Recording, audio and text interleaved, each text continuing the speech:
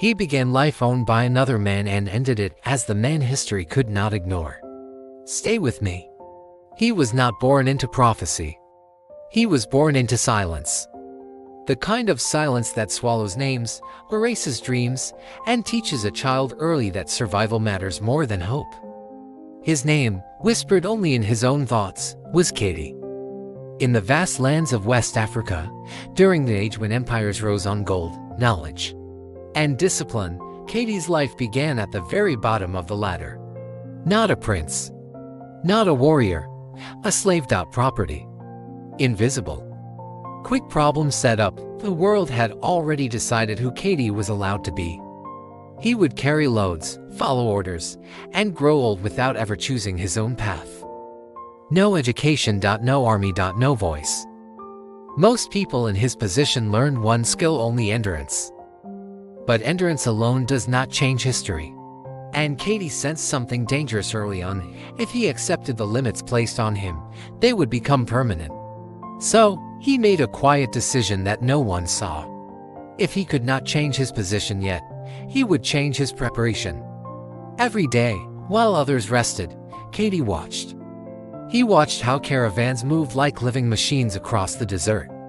He watched how generals spoke not loudly, but precisely. He watched how power was rarely about strength alone and more about timing, trust, and foresight. While others memorized commands, Katie memorized patterns. While others complained, Katie calculated. Here is the first tension point: learning is dangerous when you are not supposed to know. Knowledge raises expectations. And expectations attract attention. Attention can be fatal, but Katie learned anyway. He learned numbers by counting sacks of salt and gold dust. He learned geography by tracing routes in the sand after caravans departed. He learned leadership by observing which commanders inspired loyalty and which ruled by fear. Slowly, invisibly, he was becoming something new: a mind sharpened inside a body the world still dismissed. Rapid-fire truth number 1: your starting point does not define your ceiling. Your habits do. One season, a caravan disaster struck. Bandits hit the supply route. Confusion erupted. Merchants argued. Soldiers panicked. The leader hesitated, and hesitation costs lives. Katie saw the mistake immediately. The convoy was too slow, too predictable. When asked to fetch water, Katie did something bold. He spoke. Just once, he suggested splitting the caravan into smaller units and rerouting through a less obvious path. Silence followed. A slave-offering strategy was unthinkable.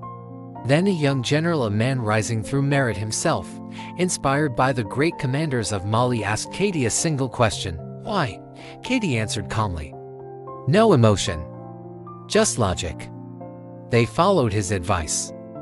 The caravan survived.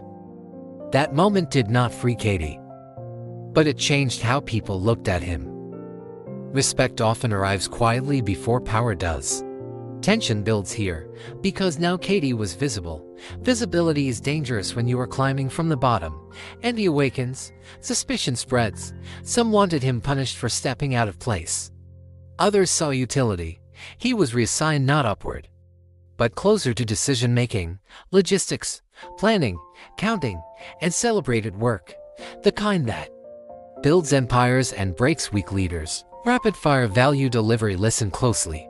Empires are built on logistics, not speeches. Those who solve problems become indispensable. Power begins by being useful where others avoid responsibility. Years passed. Katie's chains were removed, not in ceremony, but in paperwork. Freedom arrived quietly, but freedom without position is fragile. He chose not to leave. Instead, he stayed now as a trusted aide. When famine threatened nearby regions, Katie proposed grain reserves before hunger arrived. When rival factions prepared for war, Katie mapped supply exhaustion points instead of battle lines. His strategies saved lives and resources. Soldiers trusted him. Civilians respected him. Leaders relied on him. But here comes the next major tension. Influence attracts enemies faster than loyalty attracts friends. A rival accused Katie of betrayal. A former slave rising to fast threatened the old order. Rumors spread. Councils debated. His past was dragged forward like a weapon. Can a man born own ever truly rule? They whispered. This was the moment everything could collapse. Katie did not argue. He presented records, results, outcomes. He pointed not to who he was, but to what he had done. Calm beats noise. Evidence beats accusation. The empire needed stability. Results mattered more than origin. Katie was appointed governor of a troubled region, a land fractured by mistrust and neglect. Many expected failure. Instead, he listened. He lowered unjust taxes. He reopened trade routes. He recruited locally, trained patiently, and rewarded merit over birth. Rapid-fire truth number 2. People do not follow titles. They follow fairness. Prosperity returned. Roads reopened. Markets stabilized. Crime fell. His region became a model others studied. When threats emerged, his forces responded with discipline, not cruelty. Victory followed strategy, not brutality. Eventually, when the old king fell and the empire needed a stabilizing hand, the unthinkable happened. The generals spoke. The merchants agreed. The people supported. They chose Katie, not because he had forgotten his past, but because he remembered it too well. As king, Katie did something radical. He ruled as if power were borrowed, not owned. He invested in education so children would not grow up blind to possibility. He protected trade so prosperity could flow. He rewarded loyalty but punished corruption without mercy. The scars on his wrists remained. He never hid them. They were his proof. Final rapid-fire lessons. Take these with you. Preparation outlives circumstance. Skill opens doors force never will. Humility earns loyalty faster than fear. Leadership is service multiplied by discipline. Your past can be your authority if you master it.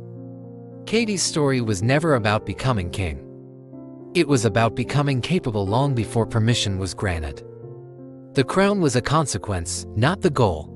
If this story reminded you that greatness can rise from anywhere, then like this video, share it with someone who needs hope today, and subscribe to the channel for more powerful stories of transformation, leadership, and destiny. Your support helps these lessons reach the people who need them most.